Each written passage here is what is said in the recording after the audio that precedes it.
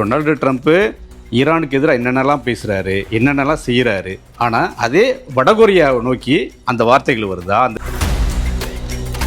அவர் கேட்குறாரு Steve Witkoff அவருடைய தனித்தூதரை, ஏன் அவங்க இன்னும் இறங்கி வரல? ஈரானிய வீரர் தோளிலிருந்து சுட்ட ஏவுகணை, அந்த ஏவுகணை தான் போய் அடிச்சிட்டு 40 நாடுகளை கூட்டி இதை எப்படி போக்குவரத்துக்கு திறந்தே வைக்கிறதுன்ட்டு கியர் ஸ்டார்மர் இங்கிலாந்தினுடைய பிரதமரும் ஒரு சந்திப்பை நடத்தியிருக்கார் ஒரு வாரம் முன்னாடி. அதில் அமெரிக்கர்களை அவர் அழைக்கலை.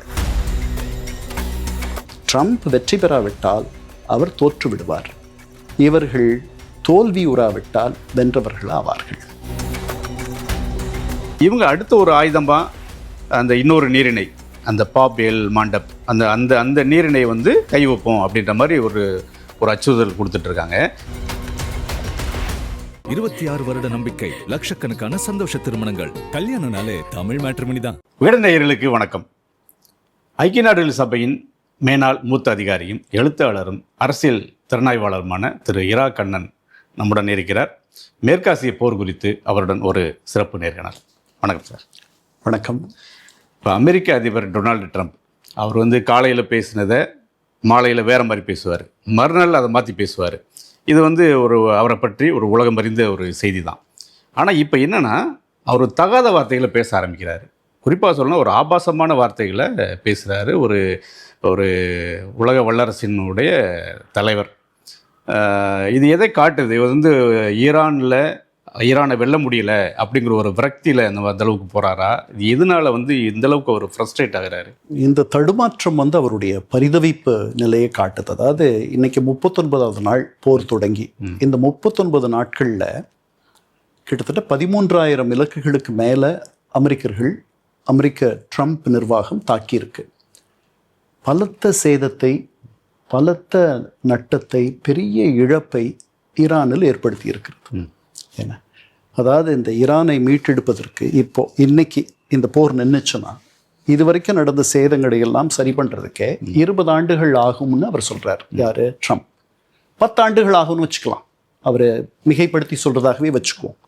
ஆனால் ஈரானுடைய வளர்ச்சியும் அதனுடைய வளர்ச்சி நோக்கிய போக்கும் பின்னுக்கு தள்ளப்பட்டது அப்படின்றதுல எந்த விதமான மாற்று கருத்தும் நமக்கு இல்லை.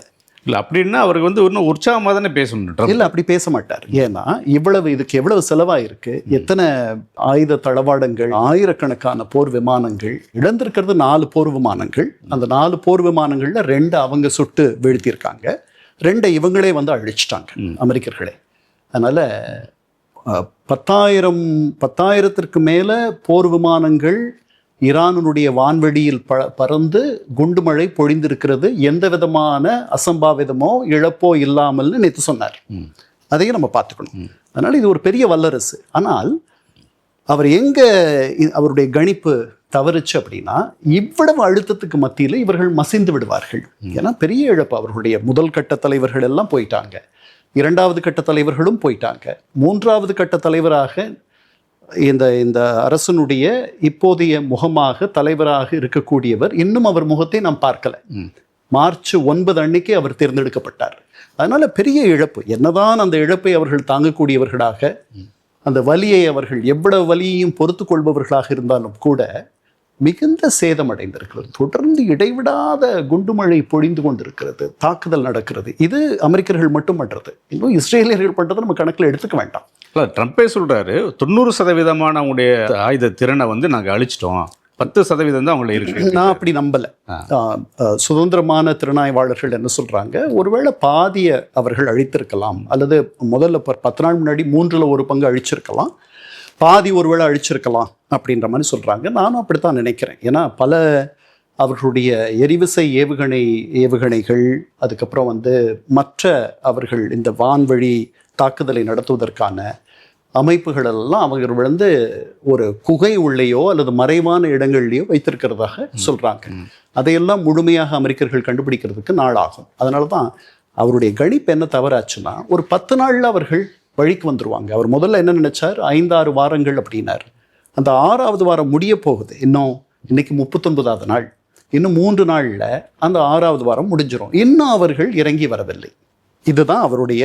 அதனால அவர் வந்து இப்போ முதன்முறையாக இந்த மாதிரி எந்த அமெரிக்க அதிபரும் நடந்து கொள்ளாத முறையில் எந்த உலக தலைவரும் இப்படி ஒரு ஒரு அந்தரங்க சொற்களை அந்த மாதிரி, அதாவது நம்ம கோபத்தில் அப்படி பேசுவோம், வெளியில் வேற மாதிரி பேசுவோம், அதை வந்து ஒரு தன்னுடைய ட்ரூத் சோஷியல் வலைத்தளத்தில் அவர் பதிவிடுறார் அப்படின்னா அப்போ எந்த அளவுக்கு அவர் ஒரு கையறு நிலையில் இருக்கிறார், ஒரு ஃப்ரஸ்ட்ரேட்டட்னு ஆங்கிலத்தில் சொல்லுவாங்கல்ல, அந்த மாதிரி அவ்வளவு தடுமாற்றத்தில் இருக்கிறார், நிலை குலைந்து போயிருக்கிறார் அப்படின்றது ஒரு பார்வை. இதுக்கு முந்தைய ஒரு தருணத்தில் இந்த மாதிரி வார்த்தையை வந்து ஒரு ப்ரெஸ் மீட்டில் சொல்கிறார். ஒரு வார்த்தை அது வந்து ஒரு கோபத்தில் வந்ததாக இருக்கலாம். இது இஸ்ரேலியர்களை எதிர்த்து சொல்கிறாரு. அவர் போன ஜூன் மாதம் நடந்த அந்த 12 நாள் போரில் இவர் வந்து இறங்கி ஒரு போர் நிறுத்த ஒப்பந்தத்தை இஸ்ரேலியர்களுக்கும் ஈரானியர்களுக்கும் ஏற்பாடு செய்கிறார்.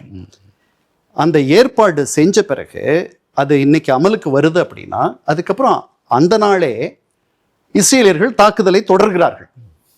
அப்பதான் அந்த கெட்ட வார்த்தையை சொல்லி விமானத்தில் ஏறுவதற்கு முன்பாக இஸ்ரேலியர்களை பழிக்கிறார். என்ன நினைச்சிட்டு இருக்காங்க அப்படின்னு அந்த கெட்ட வார்த்தை சொல்றார். அது அப்ப நடந்துச்சு, அதை எல்லாரும் பார்த்தோம். ஆனால் பதிவில் அதுதான் ஆச்சரியமா இருக்கு. ஒரு கோபத்தில் அந்த வார்த்தை வந்துடுறது தெரியாம கூட வந்திருக்கலாம். ஆனால் திட்டமிட்டு வந்து ஒரு பதிவில் போடுறது அந்த அளவுக்கு அவர் ஒரு பரிதவிப்பில் அவர் வந்து கேட்டாராம் ஒரு 2-3 வாரங்களுக்கு முன்பாக. இதை ஸ்டீவ் விட்காஃப் சொல்றார். மார்ச் 22 அல்லது அதுக்கு முன்னாடியோ, அதாவது நாம இப்போ 2-3 வாரங்களுக்கு முன்பாகவே அவர் கேட்கிறார் ஸ்டீவ் விட்காஃப் அவருடைய தனித்தூதரை, ஏன் அவங்க இன்னும் இறங்கி வரல, இவ்வளவு நம்ம கடுமையா அவர்களை வந்து தண்டிக்கிறோம், அவர்கள் குண்டுமழை பொழிகிறோம், இவ்வளவு கடுமையாக இந்த போரை பண்றோம், இன்னும் அவங்க இறங்கி வரல. இதை ஸ்டீவ் விட்காஃபே சொல்லியிருக்கார் வெளியே. அதனால இந்த ஒரு தவிப்பும் இந்த கணிப்பு, தன்னுடைய கணிப்பு தவறா போயிடுச்சு. ஏன்னா அவர் இந்த போரை வந்து எல்லாம் உலகத்தையே பகைச்சிக்கிட்டு நடத்துறார். அவருக்கு இந்த போரை நடத்துவதற்கு வெகு துணையாக இருப்பது ஒரே ஒரு தொகுதி தான், கான்ஸ்டிடுவன்சி. அவருடைய மிக முக்கியமான மாகா ஆதரவு தளம், மேக் அமெரிக்கா கிரேட் அகெயின், மீண்டும் அமெரிக்காவை ஒரு பெரும் சக்தியாக மாற்றுவது அப்படின்ட்டு அந்த கோஷத்தை சொல்லித்தான் அவர் வந்து ஆட்சிக்கு வந்தார். முன்னாடியும் அப்படித்தான் வந்தார், இப்பவும் அப்படித்தான் வந்திருக்கார். அவர் அந்த தொகுதி இருக்கு இல்லையா, அந்த ஆதரவு தளம் அது வந்து இன்னும் பெரும்பாலும் உறுதியாக அவர் பின்னால் நிற்கிறது. ஏன்னா 39 நாட்கள்ல அவர்கள் இதுவரைக்கும் 13 வீரர்களை இழந்திருக்கிறார்கள், 200 வீரர்கள் காயம்பட்டிருக்கிறார்கள், சிலர் மிகுந்த உயிருக்கு கவலைக்கிடமான அளவில் காயம்பட்டிருக்கிறார்கள். அது ஒரு நிலைமை. 2 விமானிகள் அவர்களுடைய விமானம் சுட்டு வீழ்த்தப்பட்டு போன வாரம் ஈரான் உள்ள விழுந்துருச்சு. அதில் ஒரு விமானியை ஒரு சில மணி நேரங்களிலே காப்பாற்றிட்டாங்க, ஒரு அரை நாள்லேயே. இன்னொரு விமானியை மிகப்பெரிய சாகசம் செய்து நூற்றுக்கணக்கில் விமானங்கள் சென்று போர் விமானங்கள் இப்படி ஒரு கட்டத்தை வந்து ஈரானை எதிர்பார்க்கல, அமெரிக்காவை எதிர்பார்க்கல, இப்படி ஒரு சம்பவம் நடக்கணும்னு. ஆமா, ஏன்னா அவர்கள் வான்வழி பாதுகாப்பு அமைப்புகள் முழுதையும் தகர்த்துட்டோன்னு தான் அவர் திருப்பி சொல்றாரு. இது வந்து நேற்று சொல்லியிருக்காரு, ஒரு வீரர் வந்து ஈரானிய வீரர் தோளிலிருந்து சுட்ட ஏவுகணை, அந்த ஏவுகணை தான் போய் அடிச்சிட்டு இருக்கு. அதனால இதையும் சொல்றாரு அவர். அதனால அப்புறம் சொல்றாரு இதை வந்து நீங்க வந்து இதை முழுமையா இந்த இன் பெர்ஸ்பெக்டிவ்னு சொல்லுவாங்க ஆங்கிலத்துல. அதாவது இது வந்து அணில் அளவுக்கு சின்னது, இது யானை அளவுக்கு பெருசுன்னு நம்ம ஒத்து பார்க்கறது இல்லையா, அது மாதிரி சொல்றாரு. 10,000க்கு மேல விமானங்கள் அங்கு பறந்து தாக்குதலை நடத்தி இருக்கின்றன. 13,000 இலக்குகளை தாக்கி இருக்கிறோம். இதுவரைக்கும் எந்த அசம்பாவிதமும் நடக்கல. 10,000 முறை போயிருக்கோம் அங்க, இந்த ஒரு தடவை நடந்துருச்சு, அதை நீங்க புரிஞ்சுக்கங்க அப்படின்றாரு. அதை நம்ம அப்படித்தான் புரிஞ்சுக்கணும். ஏன்னா இருந்தாலும் பெரிய தோல்வி தானே இது வந்து. எப்படி நீங்க அப்படி சொல்லுவீங்க? 39 நாளா ஒரு போரை நடத்திட்டு இருக்காரு, அதுல வந்து 13 பேர் சொல்றாரு 90% ஆயுதங்களை அழிச்சிட்டோன்றாரு. சொல்றதை நான் நம்பலன்றேன். இப்ப அந்த ஸ்டேட்மெண்ட் படி அவர்தான், அதாவது முன்னுக்கு பின் முரணாக பேசுவதும் அவர் சொல்லும் சொற்களில் மிகுந்த உண்மைத்தன்மை இருக்கிறதா நம்ம நினைக்க வேண்டிய அவசியம் இல்லை. அவர் வந்து கூட்டி தான் பேசுவார். இப்ப ஈரானியர்களும் அவர்களுக்கு வலிக்கலன்னு தான் சொல்லுவாங்க. அதனால அதெல்லாம் நம்ம பெருசா எடுத்துக்க முடியாது. நான் என்ன சொல்றேன், ஒரு 39 நாள் இவ்வளவு செலவு பண்ணி ஒரு போரை நடத்துறாங்க. 10,000 முறை, அவர் சொல்றதும் உண்மை, 10,000 முறை அவர்கள் இங்க பறந்துருக்காங்க. நீங்க வந்து குறைஞ்சபட்சம் ஒரு 10, 20, 30 விமானங்களை சுட்டு வீழ்த்தியிருக்கணும் இல்லை? நாம 4 நாள் போர் நடத்தணும். நம்ம 4 நாள் பாகிஸ்தானுக்கு எதிராக போர் நடத்தணும். 6 விமானங்களை இழந்து விட்டோம்ன்றது கணக்கு. 4 நாள்ல 39 நாளா நடந்துட்டு இருக்கு. தொடர்ந்து இடைவிடாமல் குண்டு மழை பொழிகிறாங்க, வான்ல சுதந்திரமா போய் 10,000 முறை பறந்துருக்காங்க. ஆனால் அந்த இராணுவ வீரரை மீட்கிறதுக்கு அமெரிக்கா பண்ண அந்த ஆப்ரேஷனில் ஒரு 2 இந்த பிளாக் ஹாக் ஹெலிகாப்டர் உட்பட வந்து 10 விமானங்கள் வந்து வீழ்த்திட்டதா ஈரான் சொல்லுது. 2 அவங்க சொல்லலாம், 2 அந்த படங்கள்லாம் கூட வெளியிட்டிருக்காங்க. அதுவும் வெளியிடலாம். இன்னைக்கு வந்து நுண்ணறிவுனால என்ன வேணாலும் பண்ணலாம். சுதந்திரமான இந்த போரை பார்க்கக்கூடிய விமர்சகர்கள், இராணுவ யுக்திகளை வியூகங்களை தெரிந்தவர்கள் சொல்றது 2 போர் விமானங்கள் அவர்களை அழிச்சிட்டாங்க அமெரிக்கர்களே. 2 போர் விமானங்களை இவர்கள் வீழ்த்திட்டு தான் கணக்கு இருக்கு. இது முக்கியம் இல்லை. அவர் வந்து ஒரு இந்த போரை வேகமா முடிக்க முடியல அப்படின்றது அவருடைய வருத்தம். அந்த அந்த தவிப்பும் அந்த அந்த நிலை குலைந்த தன்மையும் அவருடைய வார்த்தைகளில் வெடிக்கிறது. இப்போ 4 முறை அவர் வந்து அவங்களுக்கு கெடு விதிச்சார். 4 முறையும். ஏன்னா இப்போ நாம போன மார்ச் 25 பேச்சுவார்த்தைகள் மறைமுகமாக நடந்து கொண்டிருக்கின்றன. இந்த பேச்சுவார்த்தைகளில் அவருடைய துணை அதிபர் ஜேடி வான்ஸ்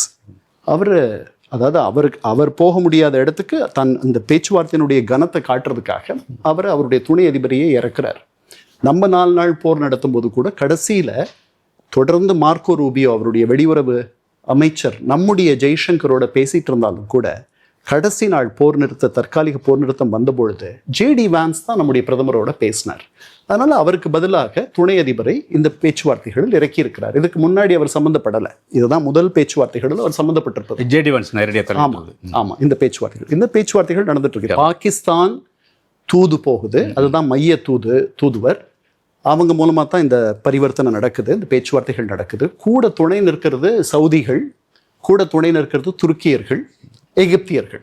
அவங்க பின்னணியில் இருக்காங்க. அவர்கள் வந்து ஈரானுக்கிட்ட என்ன சொல்லிட்டு இருப்பாங்கன்னு நான் நினைக்கிறேன்னா, நீங்கள் கொஞ்சம் இறங்கி வாங்க, ஏன்னா ஒரு பேரழிவை அவர் சொல்லிக்கிட்டே இருக்காரு. தற்காலத்திற்கு உங்களை கொண்டு போயிடுவேன் அப்படின்னு சொல்கிறாரு. நரகத்தை நீங்கள் சந்திக்க வேண்டியிருக்கும் அப்படின்றாரு. கொஞ்சம் இறங்கி வாங்க அப்படின்னு சொல்லிட்டு நேற்று வந்து முதன்முறையாக ஒரு முன்மொழிவை அவர்கள் செய்திருக்கிறார்கள், ஒரு ப்ரொபோசல். அந்த ப்ரொபோசல் என்னன்னா 45 நாள் தற்காலிக போர் நிறுத்த ஒப்பந்தம். அது அந்த 45 நாளில் பேச்சுவார்த்தைகள் மும்முரமாக நடந்து ரொம்ப தீவிரமாக நடந்து ஒரு முழுமையான போருக்கான தீர்வை கொண்டு வரும். 45 நாள், அதாவது முதல்ல இந்த அவகாசம் வாங்கிடணும் அப்படின்னு நினைக்கிறாங்க. அதில் ஹோர்முஸ் நீரிணையை வந்து உடனே திறந்துருவாங்களா மாட்டாங்களான்றது தெரியல. இது வந்திருக்கு. இது ஒரு நல்ல முன்மொழிவுன்னு நேற்று சொல்லியிருக்காரு ட்ரம்ப். அவரை பொறுத்த வரைக்கும் 2 முக்கியமானது. போருக்கு முன்னாடி முக்கியமாகப்பட்டது வந்து அவர்கள் அணுசக்தியாக மாறும் ஆசையை முற்றிலுமாக ஒழிக்க வேண்டும். அதுதான் சரி. அதுதான் அந்த மாதிரி ஒத்துக்கிட்டு தான் ஒபாமாவோட அவர்கள் ஒரு கையெழுத்து போட்டிருந்தாங்க. அப்போ இவர் என்ன புதுசாக கேட்குறார் அப்படின்னா, அப்படி கையெழுத்து போட்டு கூட இவர்கள் வந்து அந்த ஒப்பந்தத்தில் சொன்னபடி இவர்கள் நடந்துக்கல. அதுக்கு இவங்க என்ன காரணம் சொல்கிறாங்க, அந்த ஒப்பந்தத்தில் நாங்கள் ஒழுங்காக தான் நடந்துக்கிட்டு இருந்தோம், ஆனால் இவர் 2018 இவர் 2016 ஆட்சிக்கு வந்த பொழுது 2 வருஷத்தில் இது மிக மோசமான ஒப்பந்தம்னு சொல்லிட்டு வெளியே போயிட்டார். வெளியே போன உடனே எங்களை இந்த ஒப்பந்தம் கட்டுப்படுத்தலை அப்படின்னு இவங்க சொல்கிறாங்க. அது உண்மை கிடையாது. ஏன்னா அந்த ஒப்பந்தம் இவர்கள் அமெரிக்கர்களோடு மட்டும் பண்ணலை. இவர்கள் பண்ணது 5 ஐக்கிய நாடுகள் சபை நிரந்தர உறுப்பினர்களோட 1, ஜெர்மனி கூட 6 நாடுகளோடு அந்த ஒப்பந்தத்தை ஈரானியர்கள் செய்து கொண்டார்கள். 3.67% மட்டுமே செறிவூட்டணுன்றது. ஒரு நாடு தான் வெளியே போயிடுச்சு. 5 நாடுகள் அந்த ஒப்பந்தத்தில் இன்னும் இருக்கின்றன. நீங்க சொன்னபடி நடந்துக்கணும், நீங்க நடந்துக்கல. நீங்க 3.67% பதில் 60% நீங்க செறிவூட்டிருக்கீங்க. சர்வதேச அணுசக்தி முகவம் என்ன சொல்லுது, நீங்க பல மாதங்களில் இதை அணுத்தலையாக 10 to 12 அணுத்தலையாக மாற்றக்கூடிய செறிவூட்டப்பட்ட 60% செறிவூட்டப்பட்ட 440 கிலோ யுரேனியத்தை நீங்கள் வைத்திருக்கிறீர்கள். ஸோ இப்போ இவர் என்ன சொல்றாரு ட்ரம்ப், ஒபாமாவை விட ஒரு நல்ல ஒப்பந்தத்தை அவர் எட்டணும். நீங்க யுரேனியத்தை தொடவே கூடாது. உங்களுக்கு செறிவூட்டிய யுரேனியத்தை இலவசமாக உங்களுக்கு வேண்டிய அளவு வேண்டிய காலம் வரை அமெரிக்கா தரும். அது உங்க மின்சார தேவைக்கு நீங்க வச்சுக்கலாம். ஆனால் நீங்களே செறிவூட்டுறதுன்றத இன்னொரு தடவை உங்களை நம்பி நாங்கள் ஒப்படைக்க தயாராக இல்லை. இது அமெரிக்கா ட்ரம்ப்னுடைய மிக அதிக கோரிக்கை, மேக்சிமலிஸ்ட் கோரிக்கை. இதுல இருந்து அவர் இறங்கி வருவாரான்னு தெரியல. இது ஒண்ணு. இதற்கு என்ன தீர்வெல்லாம் சொல்றாங்கன்னா, பக்கத்தில் இருக்க வளைகுடா நாடுகள் வேற சிலர்லாம் சேர்ந்து, ஈரானும் சேர்ந்து வெடியில், ஈரானுக்கு வெடியில் இந்த செறிவூட்டுறது நடந்து இதை எல்லாரும் பகிர்ந்து கொள்வது அவர்களுடைய மின் தேவைக்காக, சக்தி தேவைக்காக, எரிபொருள் தேவைக்காக அப்படின்னும் ஒரு அந்த மாதிரி அமையலாம். அந்த மாதிரி பின்னாடி ஒரு சமரசம் எட்டப்படலாம். அது தெரியாது நமக்கு இப்போதைக்கு. இவர்கள் என்ன சொல்றாங்க, யுரேனியத்தை கையாளுவதும் அதை செறிவூட்டுவதும் எங்களிடமிருந்து பிரிக்க முடியாத உரிமை. அமெரிக்கா 2 தான் கேட்குது. நீங்கள் அணுசக்தியாக மாறக்கூடாதுன்ற வாக்குறுதி எங்களுக்கு தரணும். ஒன்று, ஹோர்முஸை உடனே திறக்கணும். இந்த ஹோர்முஸ் முதல்ல இல்லை, இந்த போர் தொடங்கும் போது அது பிரச்சனையா இல்லை. அதை அவர்கள் கணிக்க தவறிட்டாங்க. இவர்கள் ஹோர்முஸ் நீரிணையை மூட மாட்டாங்க. ஏன் மூட மாட்டாங்கன்னா அவங்களுடைய போக்குவரத்துக்கே அது தடையாயிடும். அவர்கள் எண்ணெய் அது வழியாக தான் விற்கணும் அப்படின்னு நினைக்கிறாங்க. இப்போ என்ன பண்ணிட்டாங்க இந்த ஈரானியர்கள், எதிரிகளை சார்ந்தவர்கள் அவர்களுடைய கப்பல் மட்டும் அந்த போக்குவரத்து நின்றுடுச்சு. முன்னாடி 100 கப்பல்கள் போயிட்டு இருந்த, ஒரு நாளைக்கு 100 கப்பல்கள் போயிட்டு இருந்த இடத்துல இன்னைக்கு 5-6 கப்பல்கள் போகுது. 130 கப்பல்களும் நம்ம போயிட்டு இருந்துச்சோம் ஒரு நாளைக்கு. இப்போ 5-6 கப்பல் தான் போகுது. அந்த கப்பல்கள் யார்? அது தோழமை நாடுகளுடைய கப்பல்கள். இந்த போருக்கு எங்களுக்கும் சம்பந்தம் இல்லைன்னு சொன்ன கப்பல்கள். ஆனால் வளைகுடா நாடுகளுடைய அவர்களுடைய கப்பல்கள் அதெல்லாம் போகிறதுக்கு அனுமதி கிடையாது. ஒமானும் ஈரானும் அந்த கடல் நீரை, அவர்களுடைய கடல் நீர் ஒன்றின் மேல் ஒன்றாக இருக்கிறது, ஓவர்லாப் ஆகுது. அவர்கள் 2 பேரும் சேர்ந்து இனி அந்த நீரிணையை எப்படி நடத்துவது அப்படின்ட்டு யோசித்துட்டு இருக்காங்க. இதுக்கிடையில 40 நாடுகளை கூட்டி இதை எப்படி போக்குவரத்துக்கு திறந்தே வைக்கிறதுன்ட்டு கியர் ஸ்டார்மர், இங்கிலாந்தினுடைய பிரதமரும் ஒரு சந்திப்பை நடத்தியிருக்காரு ஒரு வாரம் முன்னாடி. அதில் அமெரிக்கர்களை அவர் அழைக்கலை. அதனால இதுதான் இன்னைக்கு நிலைமை. இது ஈரான் எதிர்பார்க்கிறது நிரந்தர போர் நிறுத்தம். அதுதான் நிரந்தர போர் நிறுத்தத்திற்கு அமெரிக்கர்கள் தயார். அதாவது நீங்க அணுசக்தி ஆக மாட்டேன்ற வாக்குறுதியை கொடுங்க, 440 கிலோகிராம் யுரேனியத்தை சர்வதேச அணுசக்தி மோதத்திற்கு கொடுத்துட்டீங்கன்னா நம்ம 2 பேரும் ஒப்பந்தம் போட்டுக்கலாம். இப்போ இந்த 2 விஷயம், இந்த 2 தரப்புக்கான கோரிக்கை இருக்குல்ல, அது செட்டில் வர்றதுக்கு வாய்ப்பு இருக்கா? அப்போ நாளைக்கு 6:30 மணி காலையில் நம்முடைய நேரம், புதன்கிழமை அவர் கெடு விதிச்சிருக்கார். அந்த கெடு இல்லைன்னா அவர்களுடைய மின் நிறுவல்கள், பவர் இன்ஸ்டலேஷன்ஸ், பாலங்கள், இதெல்லாம் குடி கட்டமைப்புகள், சிவிலியன் இன்ஃப்ராஸ்ட்ரக்சர், இதை அவர் தாக்கினார்னா சர்வதேச போர்க்குற்றமாகும். என்ன 3 தரப்பும், இஸ்ரேலியர்கள், ஈரானியர்கள், அமெரிக்கர்கள் 3 பேரும் ஏற்கனவே போர்க்குற்றங்களை செய்திருப்பார்கள் என்றுதான் என்னுடைய எண்ணம். அது பின்னாடி இந்த போர் முடிஞ்ச பிறகுதான் நமக்கு தெரிய வரும். ஏன்னா அவர்கள் தாக்குற இடங்கள் எல்லாமே இராணுவ இலக்குகளோ அல்லது இராணுவம் சார்ந்த இலக்குகளோன்ட்டு நீங்கள் சொல்ல முடியாது. வேற இலக்குகளையும் தாக்குறாங்க. நேற்று ஒரு பெரிய பெட்ரோ கெமிக்கல் யூனிவர்சிட்டி அடிச்சிருக்காங்க, இஸ்ரேலியர்கள் தாக்கியிருக்காங்க. அவர்கள் எந்த இடத்துக்கும் போவாங்க அப்படின்ற மாதிரி இருக்குது. ஈரானியர்களும் தாய்லாந்து கப்பல் ஒன்றை தாக்கிட்டாங்க, வேணும்னு தாக்கியிருக்க மாட்டாங்க. அதே மாதிரி குவைத் உடைய ஒரு கப்பலை தாக்கிட்டாங்க. அவர்கள் இந்த போரில் அவர்களுக்கு தொடர்பில்லை. அவர்கள் நாட்டில் அமெரிக்க தளங்கள் பல தசாப்தங்களாக இருக்கு. அதுக்காகவே அவர்களை தாக்குறாங்க. அதுவும் அப்புறம் அந்த நீரிணையை மூடுறதுன்றது அது ஒரு சர்வதேச நீரிணையை, அதை மூடக்கூடிய அதிகாரம் அவர்களுக்கு இல்லை சர்வதேச சட்டத்தின்படி. ஆனால் அவர்களுக்கு பக்கத்தில் இருக்கிற நாடுன்றதுனால அந்த போக்குவரத்தை அவர்களால் கட்டுப்படுத்த முடியுன்றதுனால அதை அவர்கள் பண்ணுறாங்க. இந்த போர் முடிச்ச பிறகு அதனால் இப்போ இந்த நாளைக்கு நம்ம நேரம் காலையில் 6:30 மணிக்குள்ள 50% வாய்ப்பு இருக்குது ஒரு சமரசம் ஏற்படுறதுக்கு. ஏன்னா அவரே ரொம்ப தயங்கித்தான் அதை சொல்கிறார், அஞ்சுறார். இதை பண்ணிடலாமா, கற்காலத்திற்கு உங்களை கொண்டு போயிடுவேன் அப்படின்லாம் சொல்கிறாரு. அவர் அதை பண்ண விரும்பலை. ஏன்னா அது பண்ணால் அதுக்கு ஒரு மிகப்பெரிய கெட்ட பேர், மிகப்பெரிய கரை வரும். அதுக்கப்புறம் அது ஒரு பக்கம், அதை பற்றி அவர் பெருசாக கவலைப்படுறாரான்னு நமக்கு தெரியல. இவர்கள் எதிர்வினை ஆற்றினார்கள். அதே மாதிரி இவங்க பண்ணுவாங்க. நீங்கள் என்னை வயிற்று கீழே அடிக்கிறீங்கன்னா நான் உங்களை வயிற்று கீழே அடிப்பேன். அதுக்கும் மோசமான இடங்கள்லாம் ஆனால் இவங்களும் அவ்வளோ அந்த பலவீனம் ஆயிட்டாங்கன்னு சொல்ல முடியாது. ஈரான் இப்போ 2000 கிலோமீட்டர் செல்கிற அந்த திறன் கூடிய ஏவுகணைகள் தான் அவர்கிட்ட இருக்குன்னு சொல்லிட்டு இருந்தாங்க. ஆனால் 4000 கிலோமீட்டர் போய் அடிச்சிருக்கு. இதுக்கு முன்னாடி ஒரு 2 வாரங்களுக்கு முன்னாடி நம்ம இந்திய பெருங்கடலில் இருக்கக்கூடிய ஒரு தளத்தில் நோக்கி ஏவுகணையை பாதியிலே விழுந்துருச்சு. ஆனால் அந்த அளவு அவ்வளோ திறன் இருக்குன்னு சொல்லி அவங்க வெளிப்படுத்தினாங்க. அவர்கள் அது ஒரு தவறான மூலோபய என்ன சொல்றது என்னுடைய எண்ணம். ஏன்னா அவர் அமெரிக்காவை தாக்கக்கூடிய அளவுக்கு 11,500 கிலோமீட்டர் தொலைவு போகக்கூடிய ஏவுகணைகளை இன்னும் சில நாட்களில் அவர்கள் செய்து விடுவார்கள் அப்படின்றார். நீங்க இந்த மாதிரி 4000 போற அளவுக்கு நீங்க உங்ககிட்ட இருக்குன்னு சொன்னா அவர் சொன்னது உண்மையாயிடும்ல. அவங்க கெப்பாசிட்டியை வெளிப்படுத்துறாங்க. அதனாலதான் நான் அடிக்கிறேன்றார் அவர். அதாவது உங்க எதிரி சொல்றதை நீங்க உண்மையாக்குறதுல என்ன உங்களுக்கு அதுல என்ன லாபம் இருக்கு? அமெரிக்கா அவர் ரெண்டு காரணம் சொன்னார். இந்த அமெரிக்கா ஒரு 12,000 கிலோமீட்டர் போய் ஈரான் அடிச்சுட்டு வருது. கடந்த ஜூன்ல அடிச்சிருக்கு. ஈரானுக்கு அந்த திறன் கூடாதா? இல்ல அதல்ல கேள்வி. அந்த மாதிரி திறன் வந்துடக்கூடாதுன்றதுக்காக தான் அந்த போரை தொடங்கினேன்னு உங்க எதிரி சொல்றாரு. அதான் நீங்க அப்படி அந்த மாதிரி திறன் எங்களுக்கு இருக்குன்றது அவர் பேச்சை நியாயப்படுத்துற மாதிரி இருக்கு நீங்க பண்றது. அது இருக்கலாம். இல்ல, அமெரிக்காவுக்கு அந்த உரிமை இருக்கிற போது ஈரான் ஒரு இறையாண்மை மிக்க நாடு தானே. இல்ல நீங்க அமெரிக்கா எப்படி இறையாண்மை மிக்க நாடோ அதே மாதிரி தான் ஈரான் இறையாண்மை மிக்க நாடு. உனக்கு எவ்வளவு ஆயுத பலம் இருக்கோ அந்த அளவுக்கு ஆயுத பலம் வச்சுக்கிற அமெரிக்க விமானங்கள் அங்க அவங்க வான்வெளியில குண்டு போடுது.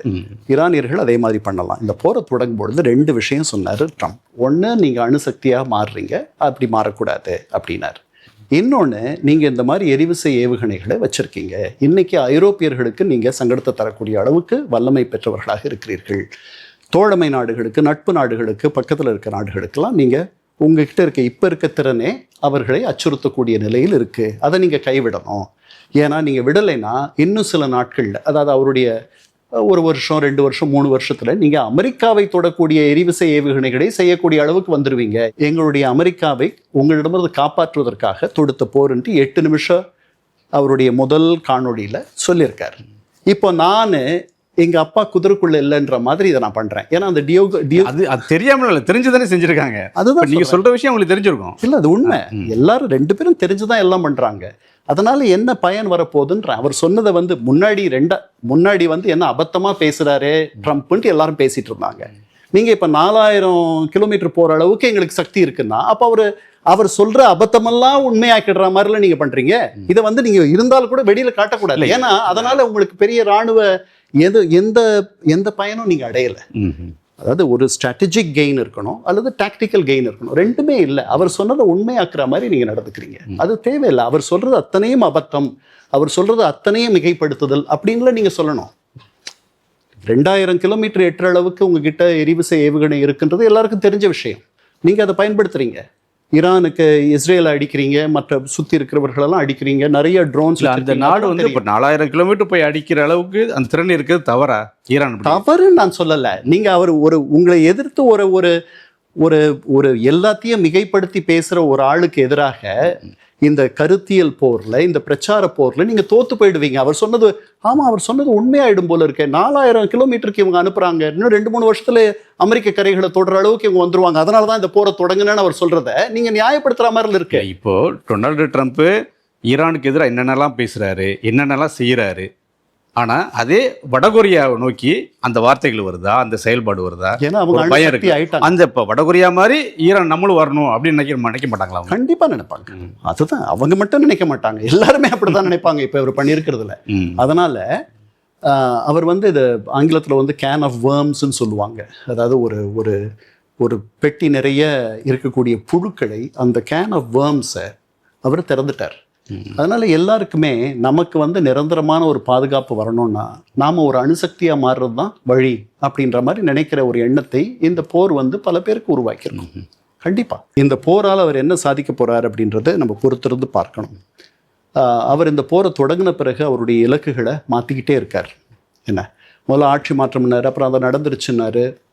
அதெல்லாம் ஆட்சி மாற்றம் நடக்கலை. அந்த மக்கள் இவர் நினைச்சபடி இவருக்கு கிடைக்கிற நுண்ணறிவு தகவல்கள் இவருக்கோ அல்லது இஸ்ரேலியர்களுக்கோ அது இந்த வகையில் ரொம்ப தப்பான தகவல்கள். ஏன்னா அந்த மக்கள் பாதி பேருக்கு மேலே இந்த அரசு போகணும்னு தான் நினைக்கிறதா நான் நினைக்கிறேன். ஏன்னா வெளியில் இருக்கக்கூடிய ஈரானியர்கள் அங்கே ஈரானில் இருக்க முடியாது அந்த மாதிரி எண்ணி இந்த 47 ஆண்டுகளில் ஈரானை விட்டு வெளியேறி வேறு நாடுகளில் தஞ்சமடைந்திருக்கிற எல்லா ஈரானியர்களுக்கும் இந்த ஆட்சி போக வேண்டும் என்பதில் மாற்று கருத்து இல்லை.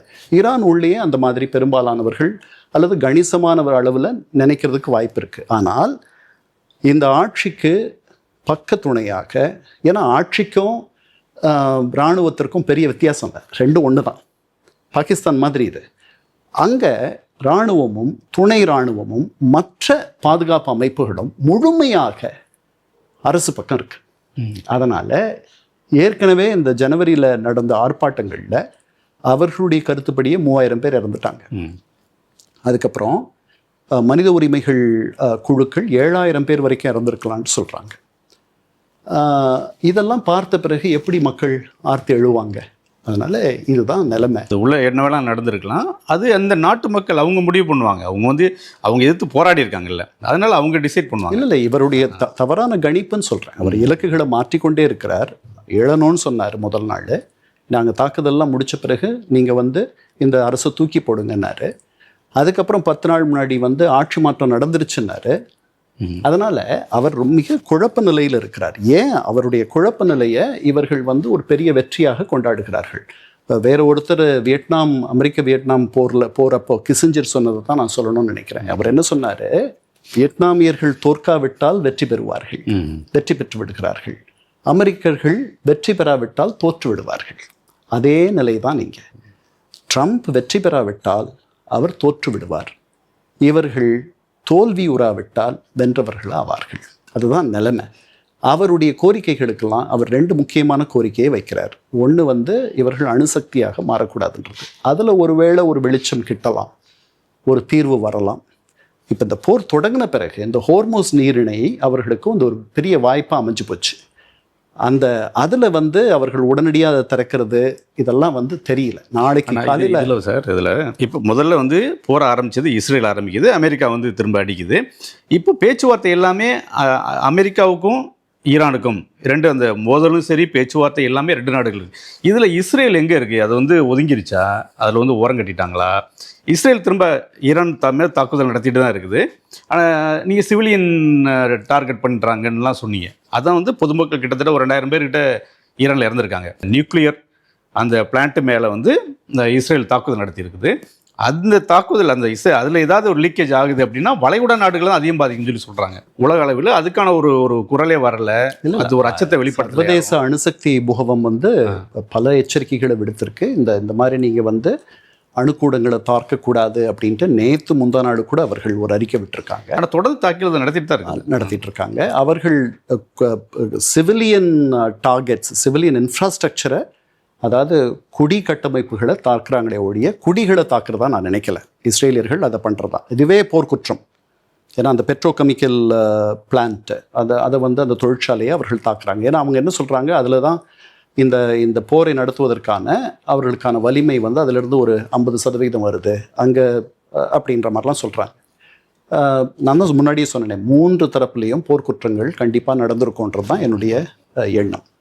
இப்போது இஸ்ரேலியர்கள் ஏன் அமைதியாக இருக்கிறார்கள் அல்லது தொடர்ந்து தாக்குறாங்க? என்ன நடக்குது? அவர்கள் கட்டப்பட்டு விட்டார்களான்னு நீங்கள் கேட்குறீங்க. அவர்கள் ஓரமெல்லாம் கட்டப்படல. அவர்கள் இந்த போரில் நிறைய மகிழ்ச்சியாக இருப்பவர்கள் அவர்கள் தான். ஏன்னா ஒரு பெரிய வல்லரசு கொண்டு இந்த பாவமான ஒரு நாட்டோட மோத விட்டுட்டாங்க. அதனால் அந்த நாடு இன்னும் எவ்வளவு பலவீனமாகுதோ, அந்த ஆட்சி எவ்வளவு பலவீனமாகுதோ, அதனுடைய இராணுவம், அதனுடைய ஆயுத வலிமை இதெல்லாம் எவ்வளவு குறையுதோ அவ்வளவு அவங்களுடைய பிரதான எதிரி ஈரான். ஆமாம். ஏன்னா மற்ற நாடுகள்லாம் அவர்களுக்கு எதிரி கிடையாது. அவர்களெல்லாம் நட்பு நாடுகளாக ஆயிட்டாங்க.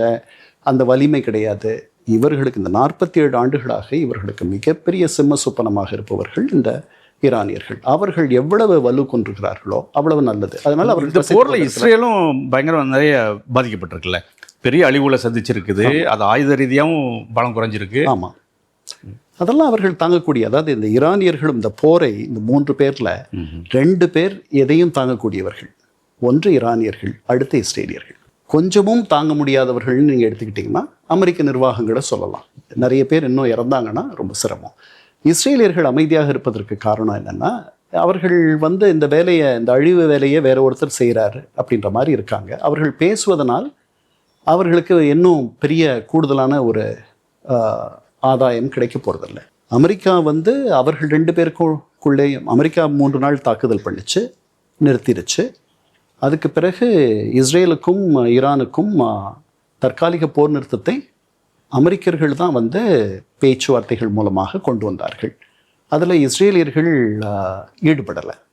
இந்த முறையும் அமெரிக்காவுக்கும் ஈரானுக்கும் ஒரு பேச்சுவார்த்தைகள் மூலமாக ஒரு சமரசம் கிட்டுமானால் அவர் உடனே இஸ்ரேலை நீங்கள் தொடர்ந்து தாக்குதல் பண்ணக்கூடாதுன்னு சொல்லிட்டு நிறுத்திடுவார். அது நின்றுடும். அதுக்கு முன்னாடி அவங்க எவ்வளவு அழிக்க முடியுமோ அவ்வளவு அழிக்கணும்ட்டு பேராவல் கொண்டிருக்காங்க. அதுதான் இப்போ ட்ரம்ப் வந்து கெடு விதிச்சிருக்கிறாரு. இவங்க வந்து இப்போ முக்கியமாக இந்த ஹோர்முஸ் நீரிணையை மூடுனது தான் வந்து மிகப்பெரிய பிரச்சனையாக இருக்குது. ஒன்று எண்ணெய் இப்போ போக்குவரத்து தொடங்கின பிறகு, ஆமாம் போர் தொடங்கிய பிறகு, ஆமாம் அது வந்து இப்போ எண்ணெய் போக்குவரத்து இல்லை, எண்ணெய் விலை அதிகமாகிடுச்சு, பல நாடுகளில் நெருக்கடி வந்துருச்சு. இப்போ இவர் இன்னொரு டார்கெட்டு, இன்னொரு கெடு விதிச்சிருக்கிறாரு அப்படின்னா, இவங்க அடுத்த ஒரு ஆயுதமாக அந்த இன்னொரு நீரிணை, அந்த பாபேல் மாண்டப், அந்த அந்த அந்த நீரிணையை வந்து கை வைப்போம் அப்படின்ற மாதிரி ஒரு அச்சுறுத்தல் கொடுத்துட்ருக்காங்க. அதில் ஏதாவது பிரச்சனை வந்ததுன்னா இன்னும் வந்து பிரச்சனை அதிகரிக்குமே. இல்லை, நாளைக்கு 6:30 மணிக்குள்ளே நம்முடைய காலையில் நம்முடைய நேரத்துக்குள்ள ஒரு தீர்வு வந்துச்சுன்னா வர்றதுக்கான வாய்ப்பு ஒரு 50% இருக்குன்னு நினைக்கிறேன். வராத போகிறதுக்கும் 50% வாய்ப்பு இருக்கு. வராத போயிடுச்சுன்னா நம்ம எல்லாருக்குமே மிகப்பெரிய துன்பம் காத்திருக்கு. நீங்கள் சொன்னபடி இந்த போர் வந்து மிக உக்கிரமாகும். பல பேர் இதனால் துன்பப்பட போகிறாங்க. விலைவாசியெல்லாம் தாறுமாறாக உயரப்போகுது. பொருளாதார தொய்வு அல்லது பொருளாதார மந்த நிலைக்கு கூட பொருளாதாரம் போயிடும். அதனால் அந்த நிலைக்கு நம்ம போகாத இந்த பாகிஸ்தானிகளும் மீதி 3 பேர் அவங்க இந்த தூது முயற்சியில் இறங்குறாங்களே, அவர்களெல்லாம் வந்து ரொம்ப கடுமையாக இரவு பகலாக உழைக்கிறாங்கன்ற மாதிரியான செய்திகள்லாம் வருது. அதனால் பார்ப்போம். அது ஒரு நல்ல முடிவுக்கு நாளைக்கு நம்ம அடுத்த முறை சந்திக்கிறதுக்குள்ளேயும் ஒரு நல்ல முடிவு வந்துரும்னு நினைக்கிறேன். அதனால் ஏன்னா எட்ட முடியாத இந்த இடைவெளியை வந்து குறைக்க முடியாத அளவுக்கு மிகைநிலை கோரிக்கைகளை அல்லது நிபந்தனைகளை 2 தரப்பும் விதிக்குது. இழப்பீடுன்னு சொல்லுது ஈரான். அமெரிக்கர்கள் இழப்பீடு தரப்போறதில்ல. ஆனால் அதுக்கு ஒரு சமரச முயற்சி அவர் என்ன சொல்றார், நேற்று பேசும்பொழுது என்ன சொல்றார், மீண்டும் மறுகட்டமைப்பு, புனருத்தாரணம் பண்ணுறதுக்கு அமெரிக்கர்கள் தயாராக இருக்கிறோன்னு சொல்லிட்டார். இப்போ இழப்பீடை நீங்கள் எப்படி வேணாலும் சொல்லிக்கலாம். இவங்களுக்கு இழப்பீடாக இருக்கும், அவர் திருப்பி கட்டித்தரார் அப்படின்ற மாதிரி நினச்சிக்கலாம் அவர். அதனால் இதுக்கு பல வழிகள் இருக்குது. ஆங்கிலத்தில் சொல்கிறது மாதிரி இதில் several ways to skin the cat அப்படின்னு சொல்லுவாங்க. பூனையை வந்து அதை தோலை உரிக்கிறதுக்கு பல வழிகள் இருக்குன்ட்டு. அதனால் சமரசத்திற்கான வழிகள் நிறைய இருக்குது. இதில் வந்து கரை தேர்ந்தவர்கள் இந்த பணியில் ஈடுபட்டிருக்கிறார்கள். அது மட்டுமல்ல, இந்த ஒரு பேரழிவுக்கான ஒரு தொடக்கமாக மாறிவிடக்கூடாது அப்படின்ற கவலை எல்லாருக்கும் இருக்குது.